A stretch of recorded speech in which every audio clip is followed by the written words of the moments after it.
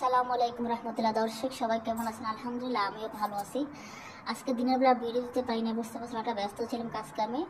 তো ভাবলাম এখন একটা ভিডিও দিই, যেহেতু আমার ভাই বোনেরা আছেন অনেক আমার ভিডিওটা দেখেন, সবাইকে অসংখ্য ধন্যবাদ যারা দেখেন। তো কিছু কথা বলি। আপনারা তো চেনেন টিকটকার মামুন, প্রিন্সেস লায়লা, বুলুফায়ার, কত কিছু নাম। আমিও তো কিছু নাম কইতে পারি না। কিছুদিন আগে দেখলাম যে মামুন ছেলেটা দুধ দিয়ে গোসল করছে, সে নাকি লায়লার কাছে যাইবো না। আর এই দুইটার জ্বালা ইউটিউবে ঢোকা যাইতো না। মামুন কইতো লায়লা খারাপ, লায়লা কইতো মামুন খারাপ। তারপর ওই ছেলেটা কিছুদিন জেলও ছিল।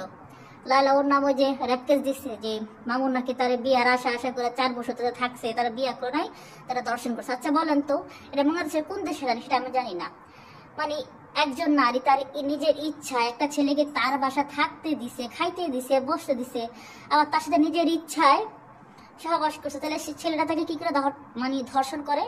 মানে কি নারী বললাই এটা তো ধর্ষণ হয় না, এটা নিজেদের ইচ্ছায় ছিল। হ্যাঁ, হয়তো ওদের মধ্যে একটা সমস্যা হয়েছে, হয়তো মামুন বলতো তোমার বিয়ে করবো, লায়লারও তো উচিত ছিল, ওই ছেলেরা তো ওর থেকে অনেক ছোট। যাই হোক, ভালোবাসা তোর বয়স দিকা হয় না।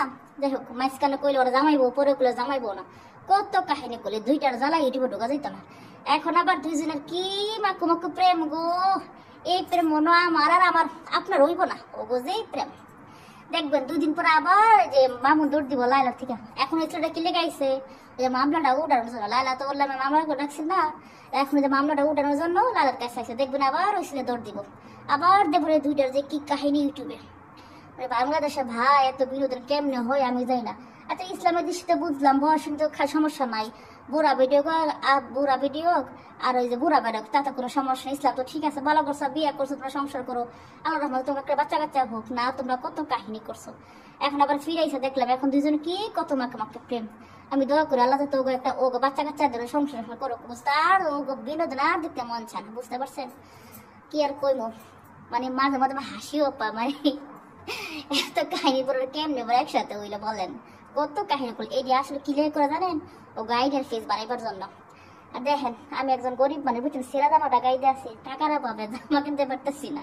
আসলে টাকার অভাব না, কিছু মনে করবেন না।